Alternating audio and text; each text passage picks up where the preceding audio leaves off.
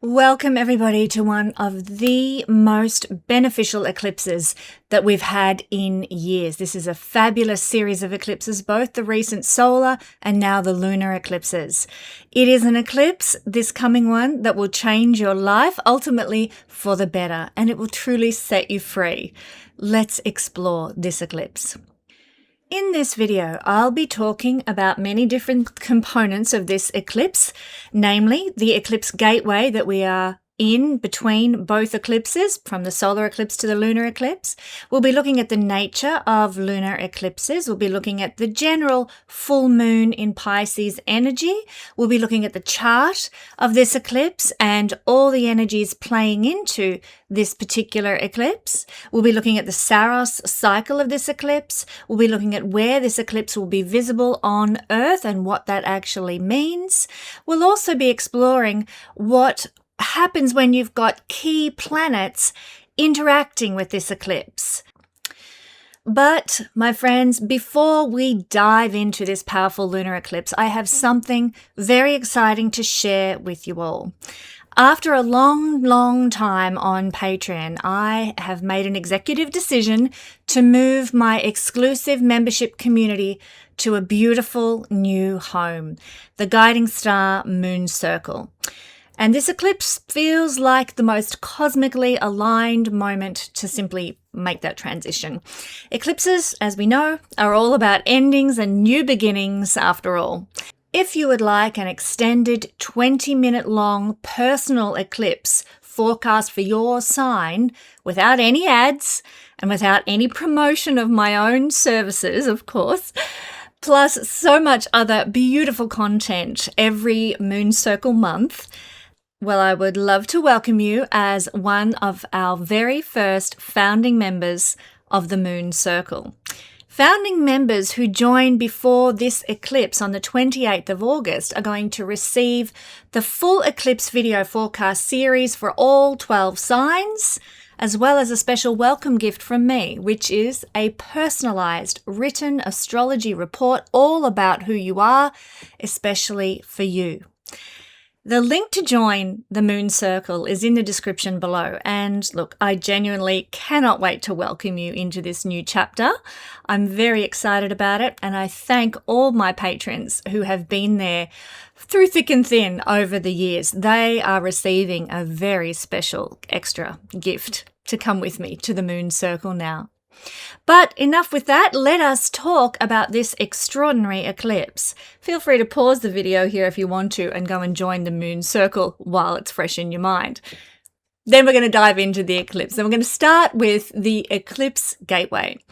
Now, eclipses, my friends, always follow cycles, and they generally come in pairs. Sometimes we get a few more at once, but that's more of an anomaly than the regular. Usually it's 2 eclipses at a time. Now, these pairs usually include a lunar eclipse, which falls on the full moon, and a solar eclipse, which falls on the new moon. So we're currently approaching a lunar eclipse. Roughly 2 weeks ago, we had the solar eclipse. Now, the time between these 2 pairs of eclipses is considered to be very important in our lives. It is referred to as the eclipse gateway, and it's a period that lasts 2 weeks. The eclipse gateway is one of the most potent and most magical times in any year, because the energy of both eclipses merge, forming a bridge between one state of consciousness, the pre-eclipse state of consciousness that we're in, and the next state of consciousness that is emerging out of the eclipse cycle. It's a very powerful bridging period for 2 weeks. Eclipses, if you've done my eclipse course with me, you'll know that they are huge points of growth, huge points of awakening and change for us personally and collectively. So this bridging moment, the bridge between the 2 eclipses, the gateway, it's really a time of transformation and renewal for us all.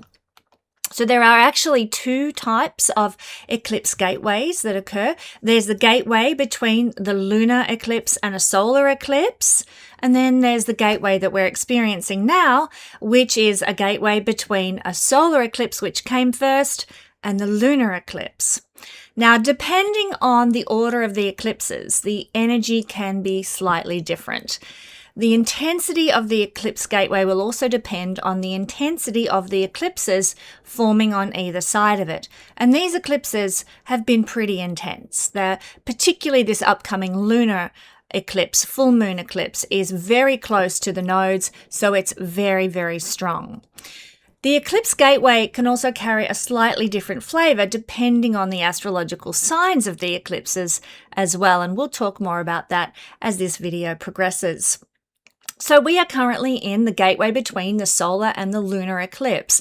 Now, when we're walking an eclipse gateway between a solar and a lunar eclipse, the energy is different to lunar solar. So while a lunar eclipse, it tends to pull things out from inside of us, a solar eclipse draws things into our lives and helps us to create and direct our lives in a new way. So when we've started with a solar eclipse in this series, it's a sign that we need to put our dreams into action and to go after what we really, really want for our lives. And that could be anything. It could be a job. It could be a new website. It could be a house. It could be a relationship. It could be anything. But what dreams do you harbor deep, close to your heart? It's time to put those into action during the eclipse gateway. It's also a sign that you need to get more action-based energy into your life and do stuff, to align your words with your actions during this eclipse gateway.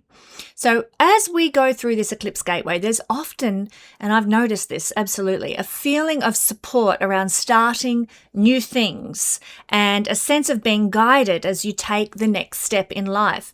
I have to tell you, this has absolutely manifested with my moon circle, because 2 weeks ago, prior to the solar eclipse, it was just floating around in the back of my mind, not really a thing. And then I've really been prompted through a number of events that have occurred since the solar eclipse to take that step. So I was like, yep, okay, I'm getting the message loud and clear, universe. This is the action that I need to take. I need to instigate my moon circle sooner rather than later. What about you? What about you? What have you been feeling that suggests that the universe is giving you a kick in the pants or a bit of a prompting towards starting something new or being guided into a new direction? It can be, I've found this eclipse to be particularly clear, not just in the way I mentioned, in many other ways. For my husband and I, my children and my friends, everyone on my Patreon family, and everyone who's a thinkific, astrology student of mine, there has been just so much conversation about the momentum that the solar eclipse has brought for us to take the next step in our lives.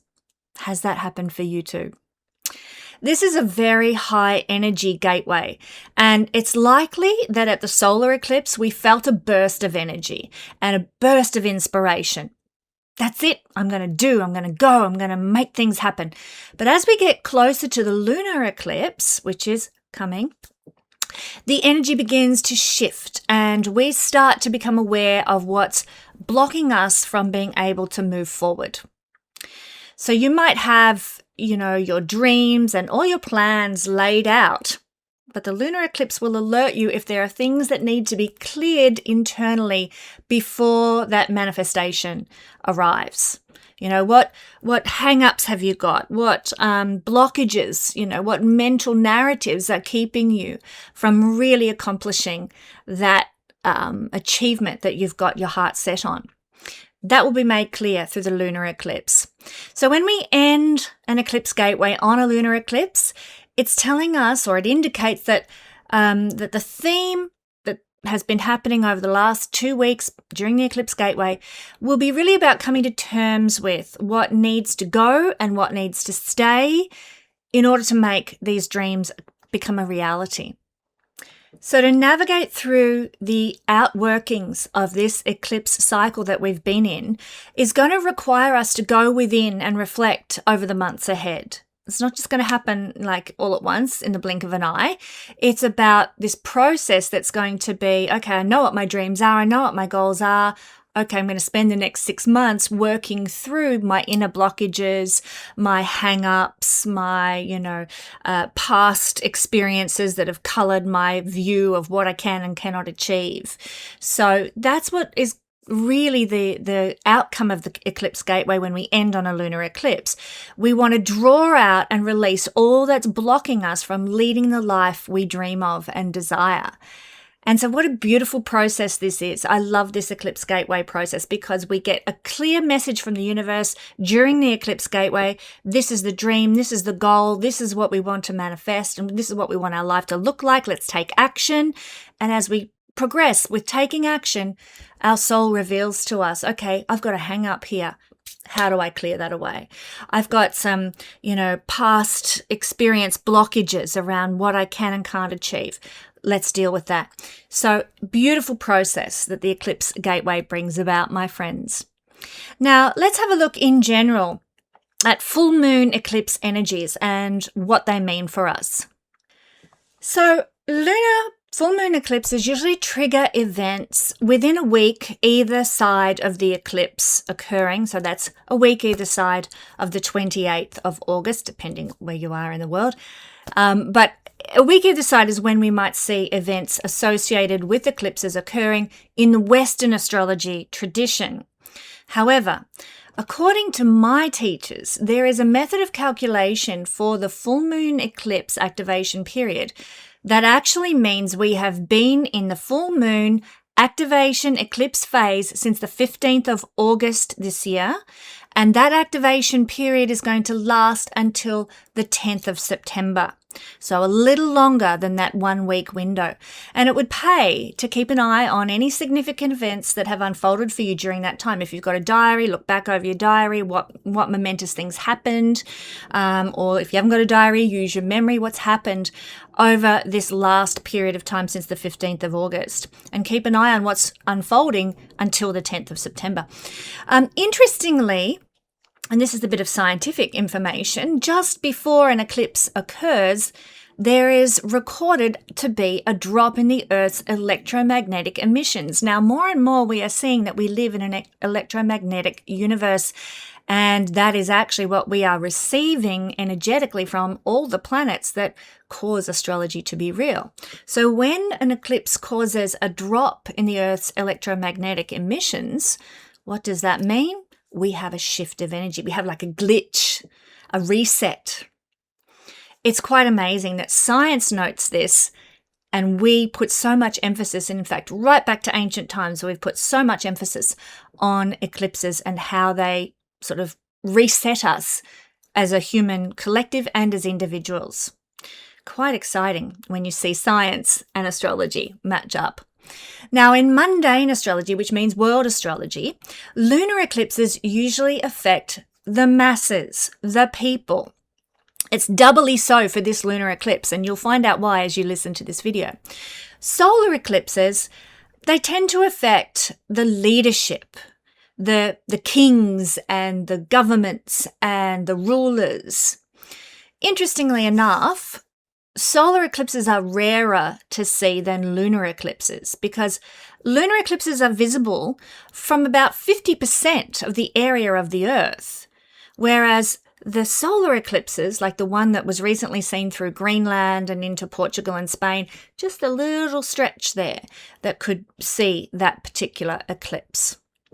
So we need to pay attention with solar eclipses to what's happening with the governments in those countries that receive the solar eclipse. And it's interesting for me to note a lot of stuff about Spain has been in the media, particularly regarding immigration in Spain. Not in mainstream media, but it has been a lot on the social media scene. I would just hope that the government of Spain is well prepared to deal with some of the upheavals that certain people groups are pushing their way.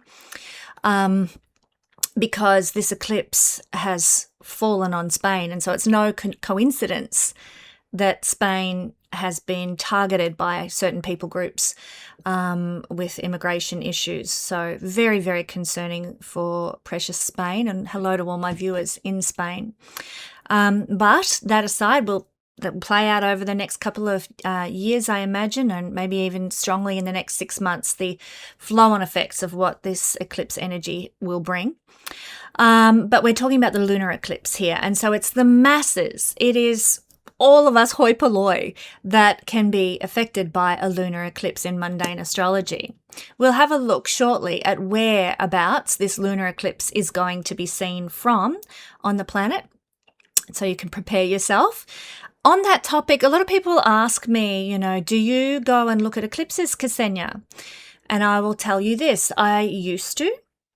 Back in sort of my early days of researching astrology, I didn't pay heed to the fact that the ancients would never view an eclipse. They would hide from an eclipse. They would just stay inside, not going out to view an eclipse at all. And I would ignore that. And that has been to my detriment. I am now of the firm belief. So both my husband and I have both experienced observing eclipses and the flow-on effects that happened, we believe, in our lives associated with that. So we have made a decision that we will no longer view eclipses. So there's my answer to that question for those people who want to know. I can still celebrate eclipses, and so can you, but you don't have to view them to celebrate their energy and the reset that is happening at eclipse time. Now, you will notice, my friends, that plutocratic power tends to cause events to happen, or there's bills pushed through Parliament and, power mongers. And I've talked about these people groups before, those who know who I'm talking about, that are pushing events to occur around the time of an eclipse. If you research every conspiratorial event in history, just pick one, you will see it frequently lines up with an eclipse activation period. Not an exact day of the eclipse, but usually a week to 10 days either side of an eclipse. This is not a coincidence, my friends. It is intentional, because eclipses, what they do is solidify things, especially lunar eclipses, into the collective consciousness of humanity. This is why NASA conducts their rituals during eclipses. This is why those people groups take certain actions during eclipses. This is why, as I said, governments ram bills through Parliament, and there's one going through Australian Parliament at the moment that is heartbreaking, absolutely heartbreaking. But no coincidence that they are pushed through at the time of the eclipses, because there is this reset, as I've been describing, and a reset of the collective consciousness of humanity. So, what can we say about that? Knowledge is power. The great awakening of people continues. Look around you, people. Things are not as we perceived them to be even as little as 6 years ago. So let's move on. Any changes that come with a lunar eclipse will be caused in your life because they're happening from the inside out. Inner changes within you beget external changes in your world, in your life, in your experiences. So what have you been feeling in the lead up to this eclipse? What have you been letting go of? What have you been wrangling with in your inner world since we had the solar eclipse? It's worth noting what has been a high priority on your heart, because that is something that is going to be very, very important going forward for the next 6 months until the next set of eclipses arrives. Now, some astrological texts indicate that a full moon, lunar eclipse, is felt stronger by people who are born at night with a nocturnal astrology chart. And that's because in Hellenistic astrology, the moon is the more significant indicator than the sun in a night chart. So think about that. If you've got a night chart, I actually do, this is important to me, then this eclipse might be felt stronger by you. In a full moon lunar eclipse like this, anything that finishes in your life will now remain finished and closed to you. You won't go back. Goodbye to my Patreon and hello to my Moon Circle collective.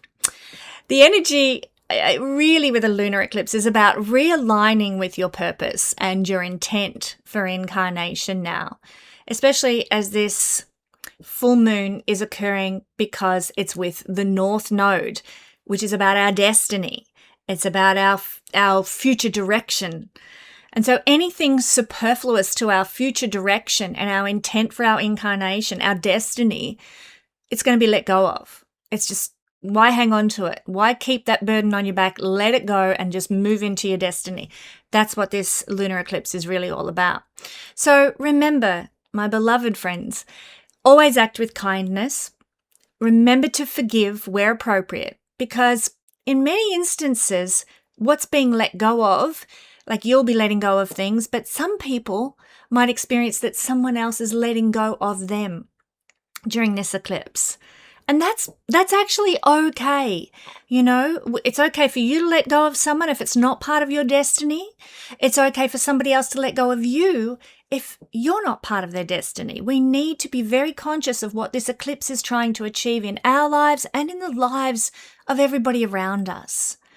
We don't own anybody else, and neither do they own us. And we don't owe anyone anything. Neither do they owe us anything other than kindness, I would suggest. We owe people kindness and politeness. It's just civilization. It rests on that foundation, if you ask me. Without it, we're living in a dystopia. So we, perhaps you could say, owe people kindness and that's it. And other people owe us kindness and that's it. And I would also suggest, my dear friends, that this includes kindness to ourselves. So allow in, my dear friends, under this eclipse, if you want to take my advice, you can leave it if you're not interested, but please don't put a rude comment in the comment section. Allow in what needs to take place. Don't fight it. Go with the flow. If something is releasing out of your life at this time, it's the correct time to allow it to go. It can be a very emotional time. That's a full moon at the best of times, let alone when it's on steroids like an eclipse is. But remember, my precious friends, that life's endings also herald life's new beginnings, and that's what eclipses are all about. Now, some news of a big life event that's really going to affect you might come to you between this eclipse window, the 15th of August to the 10th of September. This is the activation period. So keep your eyes and ears out for some significant news that could affect your life quite powerfully going forward. Often there'll be a random event that you didn't expect, especially as this eclipse is falling with the North Node. The North Node's hungry. It's ravenous for more life experience, and it, to my mind, carries the energy of Uranus. It's surprising, it's unexpected, it does things that we didn't see coming. So I feel that often when there's an eclipse with the North Node, there's an effect of liberating us in some area of life and guiding us back to our truth and our true authenticity. The true character, speaking of truth, of somebody might actually be revealed to you for the first time under this eclipse, and it may not be pretty. This happened to me, about almost 10 years ago now. And a boss that I had at the time who, portrayed herself as, next to God, actually revealed herself to be an utter biatch, and I was shocked, as was everybody else around me. We were left reeling by what she was actually doing. So this can happen. The true character comes out under an eclipse. Pay attention to all events, all news, all gossip as well, all interactions that you have within this eclipse season. They're going to be very important in your life going forward, and it really does pay to keep a diary. If you don't keep it for the rest of the year, fine, but do keep a diary in and around the eclipse activation period. You will be gobsmacked. It'll absolutely blow you away what the eclipse does every single time. Now, if you're a Cancer rising person or a Cancer sun or moon person, you can also be more affected by this eclipse because the moon rules your rising sun or moon sign. And of course, the moon is the major factor in a lunar eclipse. It is a very climatic time. And I don't mean climate like the weather. I mean there's a climax happening. All full moons work like that. What unfolds now is the climax of something that has been building in your life, quite possibly for ages. In some cases, maybe it's been building for the last 18 years since the last cycle of this Saros cycle of eclipses, which we'll talk about shortly, was in play. So think about it. Where were you 18 years ago? What were you doing? What was establishing then that is now fruiting, that is now being replayed, that is now coming to bear again on your life? What happened 18 years ago, my beloved friends? Think about it. Okay, let's have a look now at the full moon in Pisces. You can see on the astro wheel here is Pisces, here is the moon at 4 degrees, where this eclipse is forming, 4 degrees and 54 minutes. So life, whenever we have a full moon, is reaching a climatic peak point. This is personally and globally, but my God, it's reaching a climatic peak point, as I've just described, like never before. This is on steroids for us when we have an eclipse with a full moon. There's the energy of Pisces is about learning to let go of negativity, seeing the potential, seeing the promise, having the vision. And so very much a lunar eclipse in Pisces is about getting rid of and excreting what's not working, what's holding us back, letting things go to make space for the new beginnings that come in with this North Node instigated eclipse. Also, a full moon in Pisces can really herald a time of letting go of an argument or a disagreement. Pisces, Venus is exalted there in Pisces, and she's not there at the moment, but Pisces is Venus's exaltation sign. Venus is forgiveness, and Pisces is very, very forgiving too. So that can absolutely be part of this eclipse. We're just like, you know what? It doesn't matter. I'm just going to dissolve it. I'm going to let it go. I'm going to forgive. I'm going to move on. I'm not going to cling to something. Pisces energy is the energy of dissolution in many ways. And forgiveness is part of that. Dissolution of an old grudge, dissolution of a hurt, dissolution of a wound that you've been carrying for a long, long time. This is about letting things go. It's about intense emotional release. A full moon in Pisces, especially an eclipse. We can also release people, circumstances, jobs, etc. out of our life too. Remember, it's a dissolution energy. But I would also suggest that toxic people and toxic workplaces and toxic environments are what we're trying to release here, because the North Node is very much an energy of toxicity, as is the South Node, according to Vedic astrology. And Pisces is this dissolution of the toxicity. So we're releasing and letting go of this, whatever is toxic in our lives. It's an extremely intense energy. Pisces is sort of the most refined, if you like, of the water signs, or highly sensitized of the water signs, and most emotional perhaps of the water signs. So it is a very intense eclipse, and it's the final eclipse in Pisces for another 9 years, quite some time. So let's have a look at this chart now using 5-degree orbs. I don't use more than that just because I like to keep things neat and clean and tight.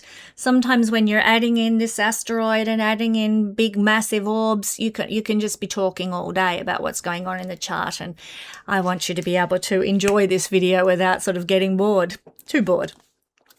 So the eclipse is occurring on the 28th of August. It's a full moon eclipse we've got 4 degrees here of Pisces. So there's a few things happening here. Let's start with the fact that whenever we have an eclipse, the sun and the moon are in opposition to each other. So that means here is the sun at 4 degrees of Virgo, exactly opposite the moon. And that is what's causing the eclipse. You can also see over here, Mercury is right next to the sun. Mercury is involved in this eclipse as well. We'll talk about that shortly.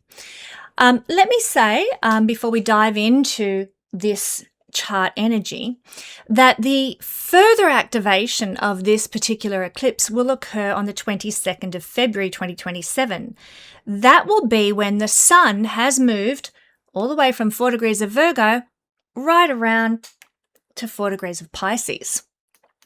So when that happens, we're going to get an activation around that. It might be even sort of a couple of days before, a couple of days after the 22nd of February, that we get some activation of what was started now during this eclipse period. So mark that one on the calendar for the future. The first thing I want to talk about with this chart is Mars down. No, Mars is not in Gemini. Why have I got Mars there in Gemini? Mars is in Cancer. So I'll pop him over here in Cancer. Mars is currently out of bounds, and so is Pluto, interestingly enough. Let's have a look at what that means. When Mars and Pluto sit beyond the declination of the sun, and this is what I would term sort of fairly advanced astrology, because it's looking beyond what you see on the chart. We're looking at the bounds of the sun. The planets tend to generally move between the Tropic of Cancer and the Tropic of Capricorn, and they move backwards and forwards between that. And that is the bounds of the sun. On occasion, some planets, not all of them, but some planets will move beyond those declinations. Tropic of Cancer, Tropic of Capricorn, which is about 23 degrees, roughly. And so when that happens, the planet is considered to be and referred to astrologically as out of bounds. It's not under the governance of the sun any longer. And how that expresses is those planets and their energies become very difficult to contain. So with Mars, this tends to express as being highly active, like Mars on steroids, and very forceful. So we can expect that during this eclipse, which is actually setting up a chart for the next 6 months of our lives, Mars being out of bounds means that we're going to have a lot of energy and a lot of action that we want to put into life. And in the mundane world, we'll be seeing a lot of energy and action out there too. Hopefully not too much war. Mars out of bounds is the war god after all. But we're going to see active and forceful types of events that will occur with this eclipse and may instigate things that roll on for the next 6 months or so. When Pluto is out of bounds, Pluto's going to be out of bounds. That's a whole big can of worms. Pluto's going to be out of bounds until I think it's 2032, just from memory. I could be wrong. But on and off again, Pluto is out of bounds for the last time for thousands of years. This is a pivotal time in history. It's probably the reason why you've incarnated here, to be present for this final, last hurrah of Pluto being out of bounds during these years. But what does it do? And it's obviously feeding into part of this eclipse as well. Pluto increases the intensity and the transformation that is brought on by the eclipse events. Let's look now at some ways that Pluto and Mars being out of bounds might express. Let's start with Mars. Mars might bring our drive and assertiveness to the forefront. It becomes unusually strong, or our drive and our assertiveness is very unlike us. We might be telling people where they can shove it. Or I was watching this video. It was such a good social media video by a guy from New Zealand just the other day, and he was talking about how, excuse my language here, how the spirit of fuck you is alive and well in the people right now, and we need more of it. And I couldn't agree more. Bring it on. That's a really good expression of Mars out of bounds energy. And he was referring to the people he was referring to, this spirit of you was directed at was the governments and the oligarchs and the people in the Epstein class, etc. And I couldn't agree more. So let's use that Mars energy for good in a strong and powerful, assertive way. So that's one expression. Mars out of bounds can mean that we might act with greater independence and autonomy and be less willing to accept restrictions and authority, as I just described. Bring it on. Yes, I'm thinking flock cameras and ULEZ cameras and all that sort of stuff. Mars out of bounds can bring us as a collective and individually to experience periods of really high energy and determination. You can see there's a real theme here with Mars out of bounds. We might feel, and remember, it's a lunar eclipse, so it's affecting the masses. I'm actually quite excited by the fact that Mars and Pluto are both out of bounds for a lunar eclipse like this one.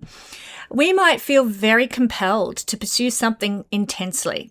So when we step back from mundane world events here and talk about our personal life, we might have an absolute desire that comes out of this eclipse energy to just accomplish something or have something. Or, the desire energy of Mars is amplified. And so we're compelled to pursue something with passion, even when other people don't understand our motivation or why we want this particular thing so much.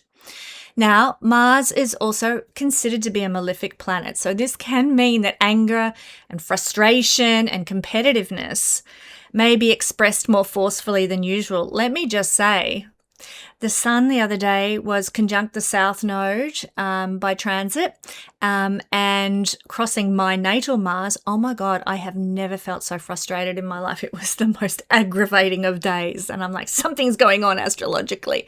When I looked, there it was. And this is why it pays, my dear friends, to know astrology for yourself, because then you can absolutely look up those things and discover what's really going on. Empower yourself. Learn astrology. Come join the Royal Stars Academy. Moving along with more Mars, you might take unusual risks or pursue some unconventional ambitions because of Mars out of bounds. You might be very willing to do things differently from everyone else in order to achieve your objectives and your goals. You might be channeling a lot of energy into busting through your life's limitations and getting to the other side of that block. So when it's constructively directed, this Mars out of bounds energy can produce extraordinary initiative, great courage, and the determination to accomplish what other people think is just downright impossible. So this is our hero's journey, our warrior planet on steroids. Bring it. Let's channel the good stuff of Mars, my friends. Now, what about Pluto out of bounds? Well, the good news is Pluto is out of bounds in Aquarius. The only other place that Pluto will go out of bounds is Leo. Now, that happened roughly 80 years ago when we were going through a lot of tyranny on the planet, with Stalin and so forth. The energy that Pluto in the sign of Kings brings about is tyrants and evil in terms of tyrannical leadership, and never was there an example of that more so than in Russia under Stalin, of course. Horrendous amount of people murdered and under that energy. Perfect example of Pluto out of bounds. But when Pluto goes out of bounds in Aquarius, which is the other sign that he goes out of bounds in, we get uprisings by the people, the masses, the hoi polloi, the ordinary citizens are like, enough of this shit. And we get intense transformation. So to me, this is a good thing. It needs to happen, The people need to rise up. And Pluto out of bounds in Aquarius during this eclipse can absolutely start the ball rolling in that way. So let's have a look at some of the expressions of Pluto out of bounds here. Periods of intense personal transformation can occur under this eclipse. And it'll be transformation that's outside the usual pattern of transformation. I'm thinking aha moments and epiphanies and massive downloads and just absolute redirectioning, 180-degree turns around of life. You've been struggling to, pay the bills and own your own home or do whatever it is, and then 180-degree turns around. Suddenly, some really amazing transformation happens and you're in a completely different spot than you were in prior to this eclipse. You've gone from the valley to the mountaintop. It can happen the other way too. You go from the mountaintop to the valley, but the transformation is intense. Pluto out of bounds. Circumstances might push you to confront issues of power, control, fear, or even inappropriate attachment much more directly. We'll see this in the masses over the next 6 months for sure. They just had a gutful and they won't take it anymore. And certainly we're seeing more and more momentum to go back to analog life, 1990s life, rather than engage in this modern direction that things are going of high surveillance and, ultra consumerism, etc. So bring it. I'm all for that. But it can happen for your life personally as well. You might be personally confronting issues of power, control, fear, etc. Now, you might also experience an unusually strong need to reclaim your personal power where it's been taken away from you. More power to you, I say. You go. You might also become unwilling to remain in situations where you feel controlled or limited or manipulated or powerless. And what a blessing, that this is why this brings revolution, because Pluto out of bounds gives this energy, and this is feeding into this powerful, beautiful eclipse, my friends. Now, hidden issues might surface with considerable force now, and it could be quite overwhelming. So forewarned, forearmed, if you're feeling like, oh my God, give yourself a break, give yourself some time, decompress, journal, if it's emotional, dance it out, or, do whatever you need to do to sort of release the energy. It's going to be pretty full on. Some psychological patterns and secrets and unresolved deep issues might be impossible to ignore now. That wound you suffered when you were a child, it's coming up for you to address again. So don't be surprised if you see that sort of thing happening. You might also undergo profound changes in your relationship with money. Pluto is the ancient god of great wealth. And, I describe being, top of the mountain to down to the valley, or from the valley to the mountain. It could be 180 degrees with something financially that occurs for you, but also with authority, with power, with influence, profound changes, profound transformation. You might find yourself either gaining significant influence and recognition and popularity, or needing to establish much stronger boundaries around other people's influence over you, and saying, I'm not going to tolerate that anymore. You might also experience periods of intense regeneration and reinvention. Kind of already described that, haven't I? Something in your life might need to be dismantled and taken down and excreted. Pluto rules excretion, so that you can rebuild your life on completely different terms. If that happens, don't be surprised, and know that the universe has got your back to make it happen. So that is the out of bounds energy that is part of this chart. We also know that this particular eclipse is conjunct one of the most precious stars in the sky. I'm going to draw a star here so we know. There's a star. It's Fomalhaut. Now, I recently did one of my special astrological analysis videos for my Patreon family, all about this incredible fixed star and its effects on this eclipse, also how to remedy it if it's going awry in your chart. I am making that particular video available for my Moon Circle members as well. So it's moving from Patreon to the Moon Circle. So I won't go into extensive detail about what was said in that video here. Suffice to say that that video explains so much of the upheaval that is being currently experienced by the global astrological community. It blew me away when I saw it, and I share all about that in that video, now available at the Moon Circle. Let's talk about Fomalhaut. Fomalhaut is a beautiful fixed star that, unlike other royal stars of ancient Persia, it's one of the 4 royal stars of ancient Persia, it does not sit directly on the ecliptic plane of the sun. It resides in a very dark area of the sky. Over here in sort of Aquarius, Pisces, Capricorn, there's not many stars. And when the ancients were deciding, okay, we want a prominent star for the north, south, east, and west, when they were deciding on their star for the south, the watcher of the south, they chose Fomalhaut because it was the brightest star in a very dark region of the sky, even though Fomalhaut is not on the ecliptic plane. There are no stars on the ecliptic plane in that part of the night sky. So they chose Fomalhaut. It's a beautiful star. The angel Gabriel has actually been associated with this beautiful star in traditional religious law. If you're into that sort of thing, some of you might consider praying or presenting your requests to the angel Gabriel under this eclipse energy, because Fomalhaut is right on 4 degrees. Now, Fomalhaut can give you immense charisma if you've got it strong in your natal chart. It gives a visionary capacity. It gives spiritual magnetism, provided that the vision that you have is pursued out of genuine love, higher-mindedness, and devotion. If you use Fomalhaut's mystical, magical charm for manipulation, financial greed, ego glorification, or just downright spiritual charlatanism, then this star does not merely withhold its blessings from you, it triggers a total dissolution of your dream. Be aware of this influence being triggered during this eclipse, especially if you have Fomalhaut prominent in your natal chart.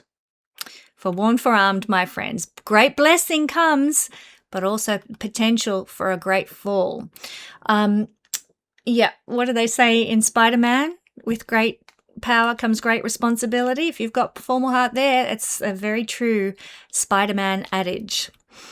Let's have a look at a bit more going on. We can see here that the moon and the sun are opposite, but also here is Mercury in a conjunction, only about 1 degree away from the sun. So this full moon eclipse is opposite Mercury. So this often indicates that some important information, Mercury's logic and information, might come to light, or something previously unclear might finally become apparent to you.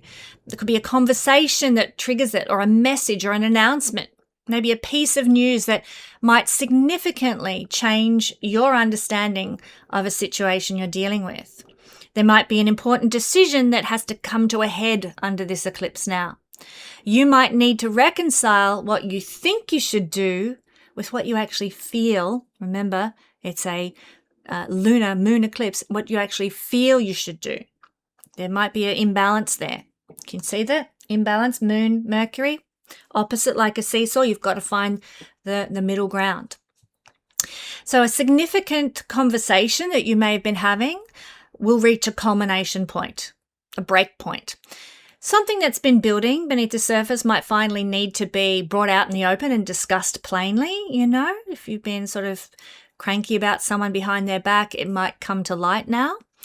Misunderstandings and communication problems can actually surface, so don't be surprised if that occurs, and try and keep things clear and above board. Lay your cards on the table. Clarifying any assumptions that you've got, trying to get some understanding of what you're assuming is going on, or speaking directly to someone about an issue becomes necessary under this eclipse energy. Any news or information that you receive now might really trigger a very strong emotional response that mightn't have been there 2 weeks ago. That's Mercury as part of the eclipse. Something that initially might appear intellectual or practical might actually have some very deep personal implications. Now, my friends, there could be a relationship that becomes the focus of an important exchange of communication, or an important contract, or an important vow or commitment of some description. There might be a conversation with a partner, a family member, a colleague, or a close associate that absolutely transforms the dynamics between you. And it comes out of speaking or communicating with one another about something important. And in fact, you might change your mind about something important because of this eclipse. New information might reveal that an assumption that you had, or a decision that you previously relied upon, is no longer appropriate. It's no longer something you can put your trust in. A significant realization might emerge from the tension between mind and emotion. You might finally understand intellectually something that you've already been sensing emotionally, and that can often bring a chapter of uncertainty towards some kind of resolution. I will just say on a mundane level that social media is going to be very prominent, and important in this eclipse as well, because of the involvement of Mercury. So what you see on social media is going to have a very strong bearing and a very strong influence for some reason or another. Social media particularly is ruled by Mercury. And then we have another aspect forming that's not quite so juicy. It is a square to Uranus. Here is the full moon aspect there to Uranus. And also, of course, this is making a T-square because Uranus will also be squaring the sun. What an eclipse this is. Now, when we have a lunar eclipse squaring Uranus, this can bring fluctuations in close relationships. Why? Because in some astrological traditions, the masculine luminary is the sun and the feminine luminary is the moon.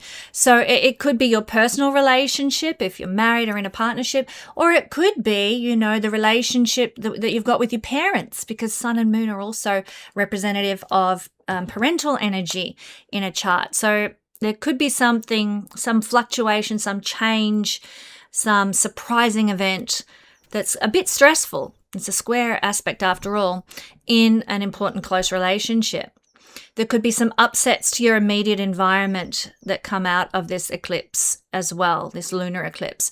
You might be more affected by, and in a sudden way too, in an unexpected way that you didn't see coming, by moodiness or emotional volatility or an intense desire for Uranian freedom, that might be difficult to bring into being, Maybe you've been in a share house living with a lot of other people and you're like, I'm just damn sick of these people, I just want to get out on my own. I want my own place, but my God, how much is that going to cost me? This volatility, this desire for freedom, the frustration, etc., that is hard to manifest. And that's just one illustration. It can manifest in many different ways, of course. You can be very attached to your own ideas, my friends. It is imperative that we remain as flexible as possible during this eclipse. Keep it cool, keep it chill. Don't get, try not to get too flustered, because if we are stubborn and stuck on our own ideas, we can get into trouble. The good news is that obviously this is happening in mutable signs, so less likely to cling to our way because it's mutable energy. It can be very difficult to trust others with a Uranus square to the eclipse. You might become prone to accidents or mishaps in the home. Remember, moon energy does have to do with our domestic environment and our home space. So Uranus can bring surprising events such as, tripping over the rug or, stuff that we didn't think might happen. Maybe watch out for electricals in the home. Make sure all your electrical appliances are actually, functioning well and not going to cause problems, etc. So be very careful of that sort of thing in your home environment under this eclipse energy. You might even attract, the moon represents women, as I've said, some weird or unstable or eccentric women. And there might be a bit of a battle of the wills with such people. Sort of the crazy cat lady down the road starts to really take jabs at you or something every time you walk past with your dog. And, bit of volatility there. Don't be surprised. There might be problems also with women who are inclined towards a progressive lifestyle or towards some kind of other expressions of spirituality, which are Uranian things. And there might be some frustrations and tensions there as well. The moon is the general indicator of the mother, as I've mentioned. And so when there's a square to Uranus, then it can actually cause our mother to behave unpredictably, erratically, unexpectedly. So keep an eye on mum, check in, give her a phone call, make sure she's doing okay. Do your best to behave responsibly, my friends, and guard against your own egocentricity or rebelliousness. Most of the time, I think rebelliousness is a good thing, but that's because I'm highly Uranian. Of course, it all depends on the circumstances and the situation that you're in, doesn't it? You might find that you are more inclined to reject the rules and the regulations and the traditions because of the square to Uranus in this eclipse. I do have to say, because it's a square aspect, our judgment can be a little bit off. We get angry about something and then, a couple of weeks later, we're like, gee, what was I thinking? That was a bit embarrassing how I reacted to that. Our reactions, our judgments just aren't on the money. And so just go steady, be chill, remember, like I was saying. Watch out for nervous tension. I think we might all benefit from taking a bit of magnesium during this transit, this eclipse, because Uranus, the greatest remedy for Uranus problems in the body is magnesium. It really helps balance the nervous tension that Uranus can bring about. So you might also like to have a few tricks up your sleeve, for how to calm yourself, how to rest, how to relax, and how to sort of get yourself back in balance, whatever works for you usually, whatever that might be. Common sense and peace of mind can actually be a bit impaired. So if you prepare now, when I'm feeling nervous and tense and frustrated and going out of my mind, I'm just going to go put on my favorite movie and, make myself a hot chocolate and just chill, have a plan so that you're ready. Now, look, some people, because of this eclipse energy, might change jobs or friends or living arrangements that have actually been bothering you for quite some time. It just might come to a head and it might be like a volcano, because Uranus rules volcanoes. I just can't stand it anymore. I'm done. I'm out of here. Enough already. We also may feel, because of this aspect, more intense than usual, and we want to break free, like I've just described, from restrictions and routines and things that are keeping us cloistered. So altering the externals of your life because of this aspect may not provide the answers that you need in the long term. So try to remember to act with caution and patience under this eclipse energy. So friends, what's going on is that we are also having this eclipse at the 4th degree. And of course, the 4th degree in the theory developed by the great Nicholas Stoyanovich is the degree of Cancer. So we're kind of getting a double whammy moon energy here. It's a lunar eclipse, which means a full moon on steroids, moon energy. And of course, Cancer energy is very much like the moon as well. So this degree of Cancer, which I should write up here, shouldn't I? 4 degrees is very, very important. What does the degree of Cancer rule? You may notice the eclipse mostly expresses or has something to do with these types of areas of your life. The 4th degree is about the masses and everyday common people. So that's what an eclipse, a lunar eclipse, is all about too, isn't it? You've heard me describe that. So like double whammy importance for the masses on the planet, for humanity in general. Very, very, very important to see what comes out of this. Also, the degree of Cancer is the degree of nations, of patriotism, of tribes and people groups. And, there is such a, my husband describes it as a fire hose being pointed on Western cultures, trying to destroy their nationalism, destroy their patriotism, destroy their pride in their culture. It's horrendous what's going on right now. This could be amplified under the eclipse as well, because it's at the degree of Cancer. So, fight where you can, my beautiful friends. Every culture is important and worth treasuring, keeping, and hanging on to. Every culture, including Western culture. Traditional Western culture, very precious, very beautiful, very ancient, pagan ideas, etc., that are being destroyed. It's heartbreaking to see. Now, the degree of Cancer is also about your place of origin, where you come from, your home, your heritage, your roots, your lineage, whatever it may be, where you align yourself to tribally, culturally. That's the degree of Cancer. So there's something important that might happen around those themes for you as well. Lakes and swimming pools are also a Cancer degree, represented by a Cancer degree.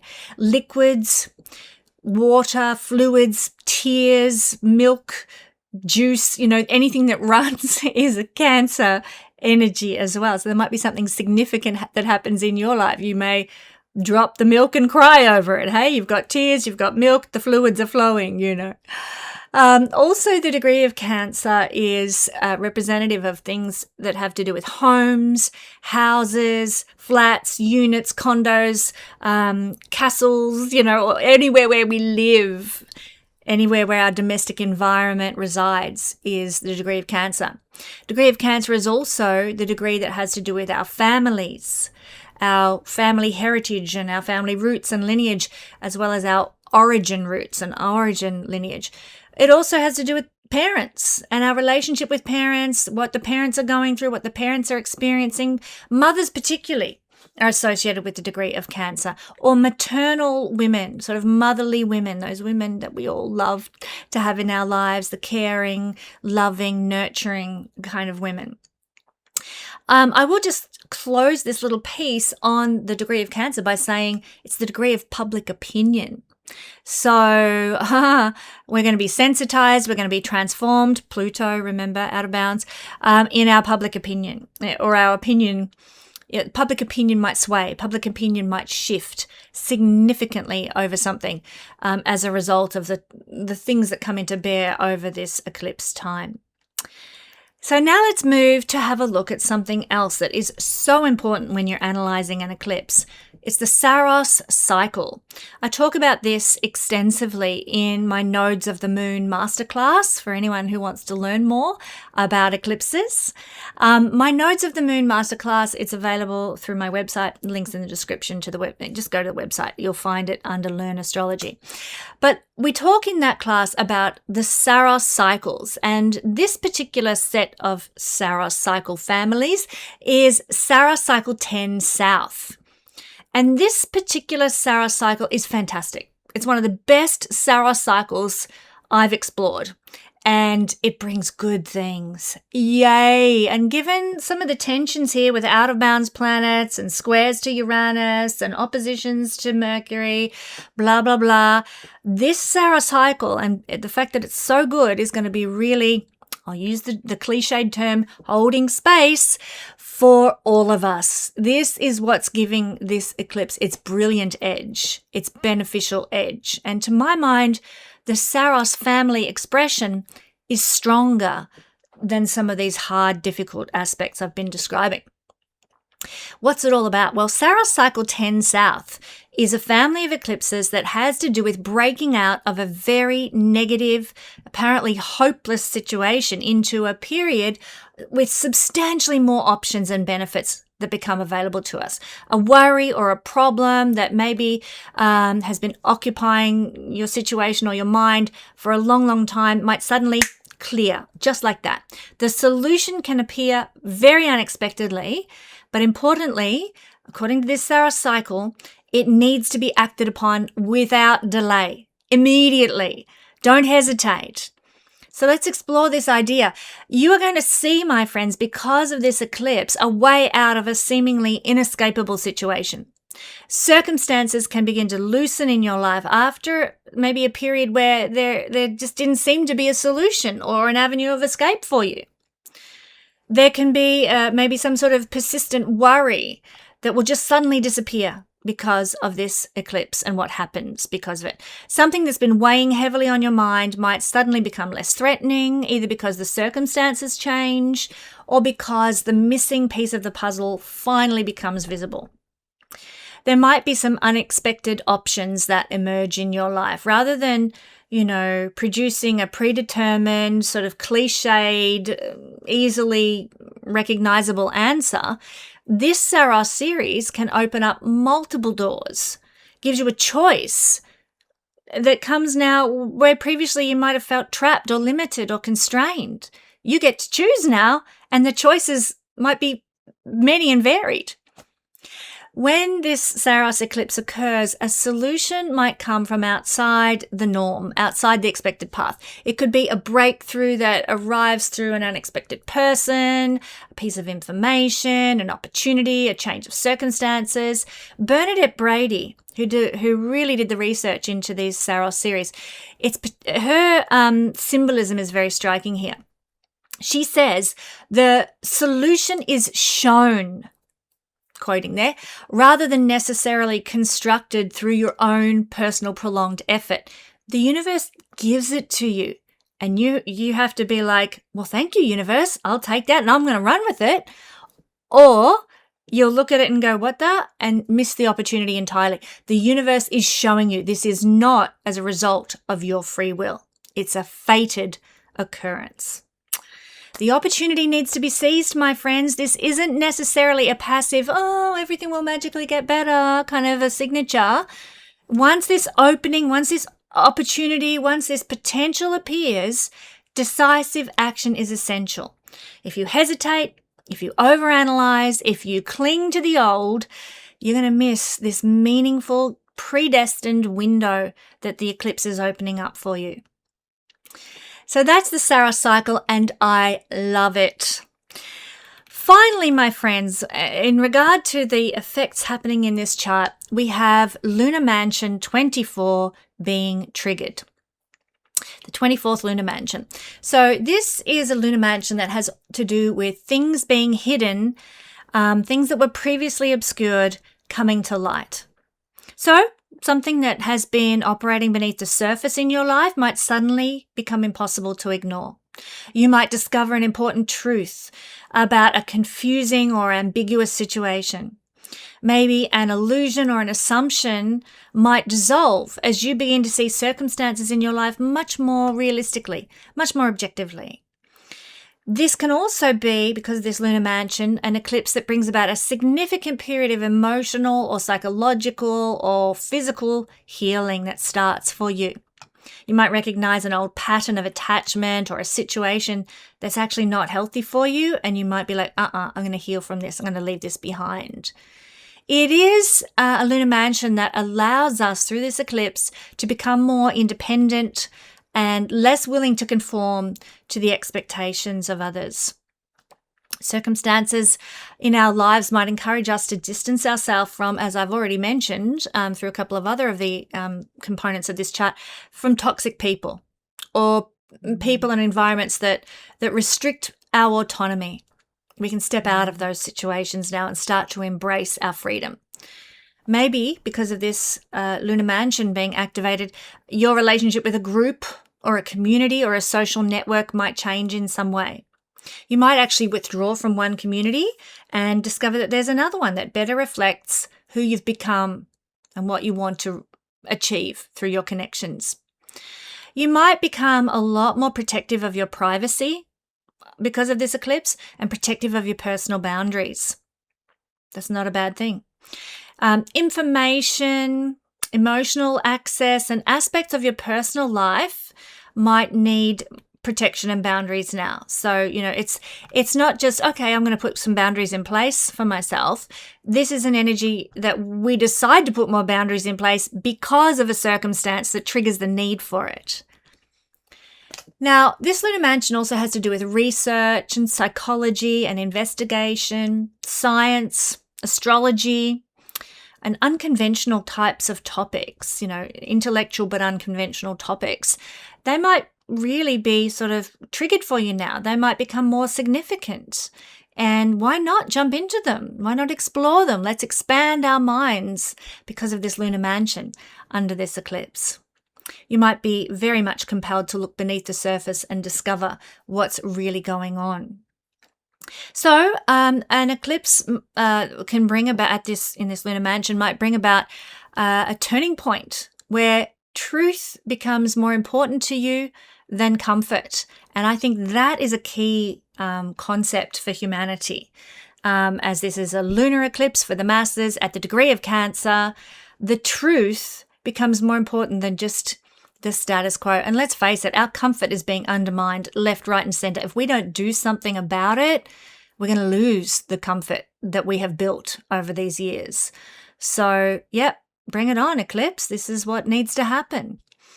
The eclipse might ultimately help you release what is unhealthy, my friends, and reclaim greater clarity in your life, greater freedom, greater autonomy. Bring it. So let's now take a look at where the eclipse is going to be visible and what this means. Here we are on one of my favorite eclipse online databases, and it is the time and date. As you can see, that's the website just up the top there. And what we've got here is the path and visibility for the August 27th to 28th partial lunar eclipse. And as you can see, we've got a globe here, and it's going to be mainly visible on the east coast of the USA up here, up to Greenland. We've got the east coast of Canada as well. We've got Central America down here, and we've got all of South America and right down into Antarctica. So you'll notice that I mentioned that eclipses that are lunar are visible up to 50% of the Earth can see them. So this is going to be quite extensive, obviously. Now, that's the heavy area. You can see the darker shading. And then we get to lighter shading and lighter shading. So these areas are going to be able to see partially some of the eclipse, the lunar eclipse. Then we've got over here, and it really fades away. So 50%, as you can see, of the Earth's surface is going to be able to at least see some form of this particular eclipse. The countries that miss out, maybe that's not a bad thing, are Australia. We've got Asia here and up into China and Russia, India, and then we're back into visibility of the eclipse throughout Africa and Europe, etc. Now, as you heard me mention, eclipses that are visible over certain countries is where we can expect to see certain outcomes geopolitically pertaining to the eclipse, and where we can certainly see some mundane astrology activity. It's interesting to me to note how many earthquakes have been in South America this year that have been over, I think, 7.7 on the Richter scale, or 7 point whatever on the Richter scale. Although I do believe that we've had a lot of earthquakes in the Indonesia, South Asia area as well. So it may or may not be tied to the eclipse, but certainly keep an eye out for Earth events, political, geopolitical, mundane astrology events in these parts of the world where the eclipse is visible. I'm going to go to the map. So there we are. There you can see it sort of laid out in front of you. Also, because lunar eclipses affect the masses, it's the kind of events that may occur that will affect the people. Not the rulership, not the leaders, not the decision makers, but more the people.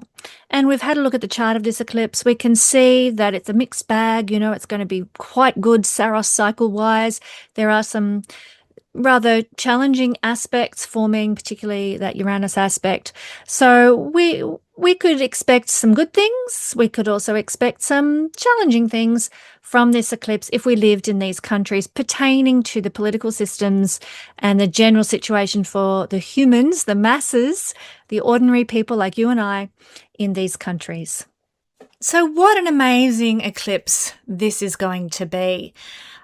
Before I get into the component of this video where I'm going to share with you the general effects that a full moon brings, I'm talking very tangible effects on the body, effects in your environment that are very tangible. There's also a component to this video where I'm going to talk about the full moon eclipse conjunct with your natal planets or aspecting your natal planets. That might be very pertinent to a lot of you. So stick around for that analysis now. I just want to give you a reminder before we go into that component of the video. If you would like your personal sign forecast for this particular eclipse, how it's going to play out in your life particularly, then come and join me inside the Guiding Star Moon Circle, my moon circle. The link is below. I would love to see you there for this powerful lunation and invite you to join me as one of my founding members with all the extra benefits that offers. I can't wait to see you there. And now, my friends, let's take a look in more depth at this full moon in general and what it means when it's conjunct natal planets. Welcome, my friends, to the full moon video for this month. Let's talk about full moons and what they mean generally and what they bring us. Very interesting. Well, the full moon is actually linked to Isis in Egyptian mythology. She, in the myths, must seek out and find the 13 dismembered body parts of her husband, Osiris, and she manages to find only 12. She reassembles them, she adds a gold penis for the missing piece, and she conceives Horus, the sun god. Now, some people believe that the 13 pieces of Osiris represent the 13 lunar months in 1 year. And this is actually something that has become lost with the 12-month calendar that we use, which is not lunar based, but it's an interesting mythology nonetheless, very much pertaining to the moon. Now, when full moons conjunct natal planets, sometimes we can see differences in our health, or health issues become exacerbated for us, often manifesting in some of the following ways. We might get more headaches and more migraines. I dated a guy many years ago who every new moon would end up with a migraine headache on the dot as soon as the moon was full. It was amazing. Poor fellow. Sleep disruption is another of these energies that can come no matter when we've got the blinds pulled down or not. The light of the moon, but also the energy of the moon can cause us to sort of have a bit more insomnia. For people with epilepsy, it has been noted that there's often a decrease in their likelihood of experiencing epileptic fits and seizures. So that's, to me, very fascinating that the full moon would support them in that way. There can be an increase in kidney stone pain. Remember, kidneys are 60% water, so the pull of the moon on our water-filled bodies can sometimes be felt by people with kidney issues. And we are usually more accident prone as well. And I'm sure everybody who works in an emergency department will attest to the fact that you're a lot busier during the full moon period, which usually lasts 2 to 3 days. Now, interestingly, over 30% of the female population will ovulate at the full moon. Now, this is obviously people who are women who are at age of menstruation, not young girls, not menopausal women. But this corresponds to something known as the white moon cycle, a name for a cultural phenomenon that has ties to the belief that the earth is more fertile under the light of the full moon. So keep that in mind for your gardening as well, my friends. There is a higher number of babies recorded to be born up to 2 days after the moon reaches its fullness. And certainly I have 2 children born under full moon energy. It is certainly a predominant factor in my family that the children decided it was time to be born at full moon. Now, it's very, very interesting because it's a culminating energy. Full moons are culmination. You've gone as far as you can go. And certainly when you're pregnant, if you're due around the time of a full moon, you know that's going to be a trigger point because your body and the child growing within you will have gone as far as it can go. Time for it to be born. Now, the full moon, my friends, can make you feel more bloated, more rounded. Many of us, including plants and animals actually, will tend to hold on to the fluids of our bodies at the time of the full moon. So for human beings, you'll often be a few pounds heavier at the time of the full moon, but this ebbs and flows with the cycles of the moon. So don't worry, don't panic, it's going to pass. Just if you're on the scales and you notice that you're heavier, just tell yourself a couple of days and I'm going to release a lot of fluid. I'm going to be lighter. It's also not a good idea to drink alcohol or eat heavily processed and more toxic foods and even medicines at the time of the full moon, because the toxic properties tend to be retained in the system, just like water is retained and held onto in the system at the time of the full moon, making us heavier. So if you want to, get toxic food and toxic medicines and things like that through your body quicker, don't take them at the time of the full moon. If you must take medication, be sure and follow this period with a time of detox once the moon begins its waning phase. And we'll talk about the waning phase of the moon in just a minute. Now, cravings can be at their maximum at the full moon, and moderation can be very hard to achieve. Remind yourself that you're not weak-willed. There's nothing wrong with you. See this energy for what it is. It is the moon's influence and pull upon us. And instead, perhaps find beneficial treats to give yourself where possible. A long soak in a warm, bubbly bath, perhaps, or some health food deliciousness that you particularly love. Any kind of treat can help with that, the cravings that might be experienced. Any type of enjoyment and pleasurable activity can also help with cravings at this time. Any excesses under the full moon can be more harmful. including taking too many supplements or too many herbal remedies. And just remember why. Our body holds on to things at the full moon just for a couple of days. So even the best influences, the best, like I said, supplements and herbal remedies can do your body harm under the full moon. So go steady. And also try not to push yourself too hard under the full moon, because pressure can build up to a point of being out of control if we're not careful. It is a time of extreme emotionalism and emotional sensitivity. And if we are stressing ourselves out, running like a hamster on a wheel, then we can actually overboil and have a little breakdown. So be careful not to push yourself too hard. Also, with that in mind, it's very helpful to avoid competitive sports if we can, or any demanding physical exertion at this time, because it just might tip us over the edge. Unless we're an elite athlete who does this all the time anyway and it's our occupation, that's fine. But for the lay person, then it can be better to just avoid that sort of thing where possible.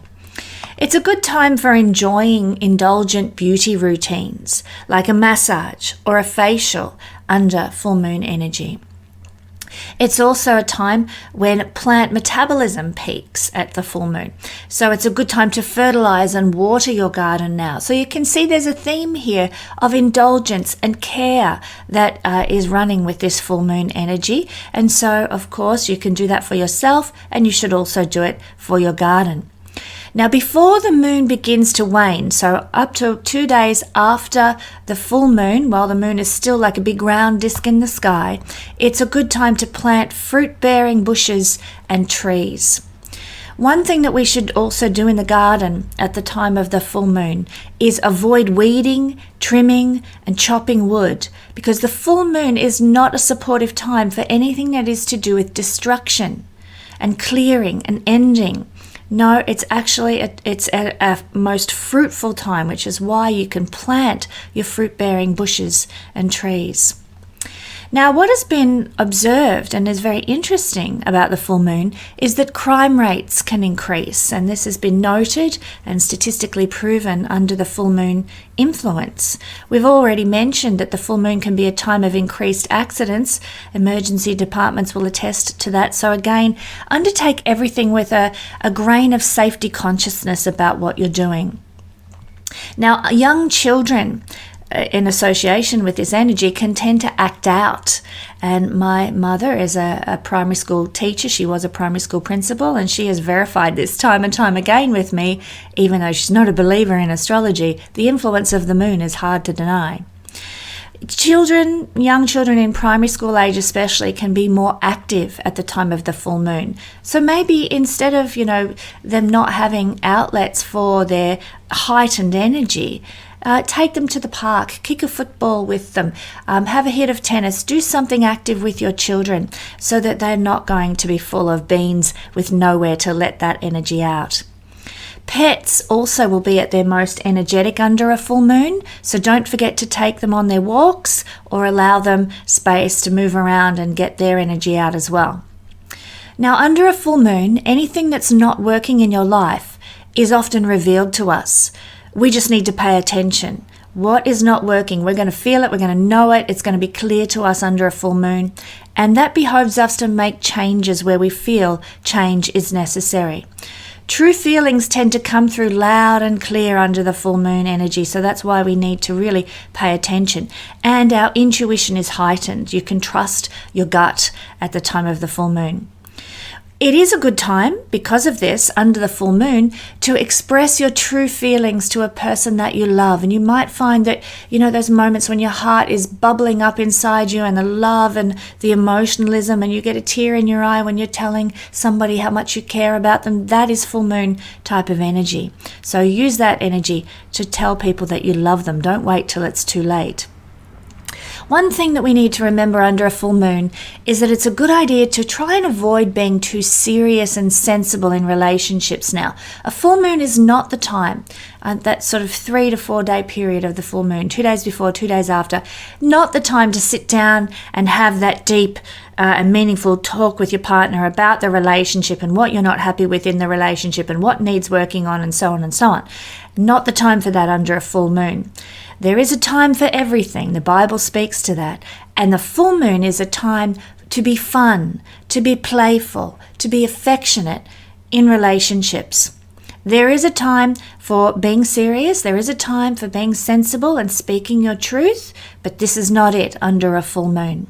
It's also, with this in mind, best not to end a relationship under a full moon if you can possibly avoid it, because your emotions tend to be a little bit out of whack and extreme under full moon energy, whether you realize that or not. So doing something big and life-changing like ending a relationship, not the best time. Sit, ponder, be with that feeling of needing to end it, and when the time is right, usually under a waning moon or even just the beginning of a new moon, you may like to consider doing so then, but not under a full moon. I'd also suggest avoiding situations that you know are going to upset you because of your heightened emotions and the heightened emotions of everybody else around you. So, avoid situations that will upset you, like a party that your ex is attending. Not a good move under a full moon. Avoid spending time with people who annoy you or make you feel bad about yourself. This is almost an imperative under a full moon because they will push your buttons. Avoid even little white lies, because under a full moon energy, you're likely to get caught out. The full moon sees all, so do act with caution in that regard. No lying. It's very easy to take things out of proportion with the full moon energy, so try not to take things too personally and try not to get too disappointed if things don't work out the way you'd planned. Try to manage your temper with neighbours and friends and acquaintances, because the full moon remembers. And if you have an incident or a run-in with a neighbour or a friend or an acquaintance, it's likely that will be remembered and hung on to for a long time. Now, as far as the home goes, it's a good time to purchase soft furnishings, bedding, carpets, curtains, etc. to make your home look beautiful under the full moon. You can trust your intuition. Also, you might want to move your furniture around because your intuition will guide you to the best positions for your furniture to be in at the time of the full moon. If you're not happy with the configuration of your lounge room, use full moon energy to help you figure it out. Beautify your home with fragrances, flowers, delicacies, and music, because it will lift the vibration at any time in the month when we do that, but especially at the full moon. And just on that topic, I had somebody say to me recently how important it is to use all the beautiful things in our life. Wear the expensive perfume, burn that beautiful candle, use the fine china, because life is very speedy and fast and over in a heartbeat. So make sure you enjoy every single moment and make it as beautiful as possible. I love that ideology. So avoid major plumbing works on your home now. Remember, the moon rules water and things can be a little bit out of control in that regard when the moon is full. Don't undertake any major electrical work or any work that involves risk, like something to do with the roof and getting up high on the house or something, simply because, as we know, we can be more accident prone and there's more chance of things not mucking up, but of injuries and so forth at the time of a full moon. Also, do not make any decisions about house sales or moving under the energy of a full moon, because the energy is not stable enough for solid decisions that we make at such a big scale. Yes, choosing the carpet, fine, but moving house or selling the house is a big decision. It's better to wait a day or two until that heightened emotionalism of the moon's energy calms down. Also, similarly, avoid throwing out too many belongings now, because we're in this heightened emotional state. You might lament your actions later. Full moon energy is not the best energy for a spring clean. I had an incident where I threw out a very valuable atomic style lamp, and my goodness, do I regret it now. That was under a full moon energy. Now, the energy is at its peak, so be prepared to put in extra effort and work any work that's required to get the recognition and the reward you desire. Because you're feeling more energized and het up at this time, just avoid burning yourself out, like I said. Don't take it too far, but put the effort and energy into what you want to achieve. You'll find that it goes a long way at the time of the full moon. Now, until the moon begins to wane, this is a good time to make financial investments and start any well-planned financial ventures that you've been thinking about and looking into. Full moon energy is actually a good time to initiate that because the full moon is fruitful. So that pertains to money as well. Don't renege on any promises that you have made, either in your personal life or the workplace, because as I've already mentioned when I was talking about neighbors and friends, you may not be forgiven now.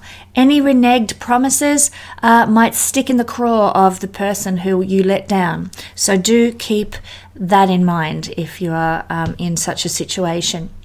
Now, as the moon begins to wane, 2 days after the moon is at its peak fullness, well, this is a time when the moon literally in the sky begins to grow night by night, smaller in the skies.